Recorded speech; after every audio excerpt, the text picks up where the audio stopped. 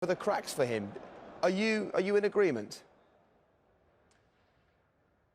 In some ways, I understand what Paul's saying, but I think you've got to use that second half as a reference point. I think you've got to use that second half as this is what we want to look like now. I think there was much more unity.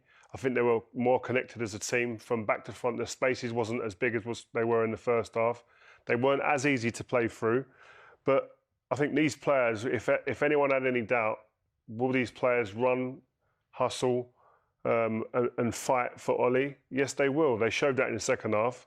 And like I said, they've got to use that second half as this is what we're made of. This is what we're about. Yes, we can improve tactically here and there, but the nuts and bolts of it is that, listen, they can put a shift in. People were questioning after the game against Leicester, are these players willing to work? Are they willing to run through brick walls for Ollie? Well, today, I think they showed that. There was a togetherness, there was an intensity that I really liked. And I think that as soon as the second half started, I noticed Bruno dropped off a little bit. He brought himself and connected himself to the two in midfield so they weren't isolated by himself. And the wingers weren't as far forward as they were probably in the first half.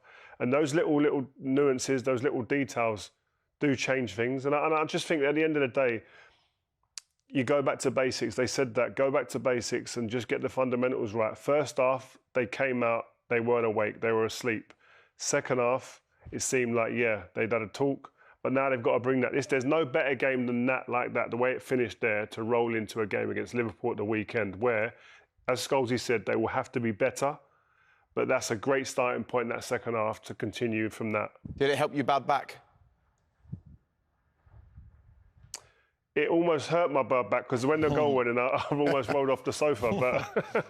But it was. But no, listen, it's a like Scholesy said, you do get carried away. We're football fans. I'm the same. You get carried away. You're sitting here texting your mates, Man United are back, etc. No, they've got a long way to go. Let's be realistic about it. But we needed a reaction. That's what we asked for before the game, and we got that in the second half and roll on the weekend now. Okay. Thanks, mate. We'll check in with you in a bit. Look, Peter, where do you sit on this? Are you more in the realist camp, like Paul, saying they got the win, but it wasn't great, or more of the romantic, where you're Rio looking at the positives as our impartial observer? Yeah, no, I think I have to side with Paul. I think I do worry for the weekend for when Liverpool come to town, because they're going to be much better than Atalanta going forward. Defensively, obviously, a lot more sound. I did think there was a big disjoint. I think I agree with Rio in one point. I think when Bruno Fernandes attached himself to the rest of the midfield with McTominay and Fred, I think that was a much better plan. I think he was one of the four just left to his own devices, really, in the first half, and that just cannot work. I think he needs to be a lot closer to the midfield because, he creates, and the way they got back into the game was an unbelievable pass into Rashford, and that was always going to be the way they were going to score, but I much prefer him in that deeper role connected to that midfield. You're loving it, Harry, listening to that noise. What a fantastic revival. You like doing it the hard way here, don't you? Well, we do, definitely in the Champions League, yeah. The first half, we conceded two bad goals, two big moments in the game. Obviously, they played a quick free kick for the first quarters out, and then a set play, what we shouldn't be conceding. We actually created a lot of chances in the first half, so we knew coming in at half-time that the next goal would be crucial. We got the goal, what we needed, what we deserved. And I think in the end we deserved the victory. We created a numerous amount of chances. Yes, we made it difficult, but it's a great victory in the end. I mean, it's a bit churlish in the circumstances to mention you've only had one clean sheet this season. I mean, that's why you have to make these comebacks, I suppose.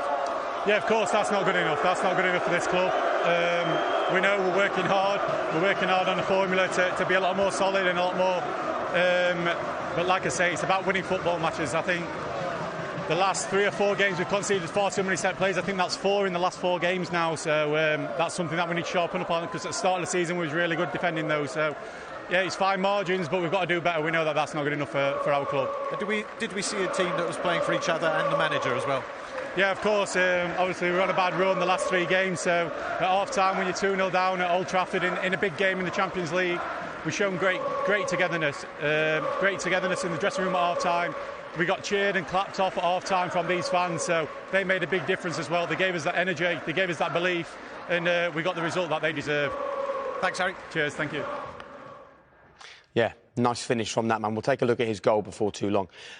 You still don't feel that was a win worth celebrating?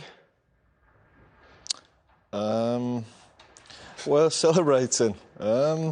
Well, you celebrate every win, don't you? The first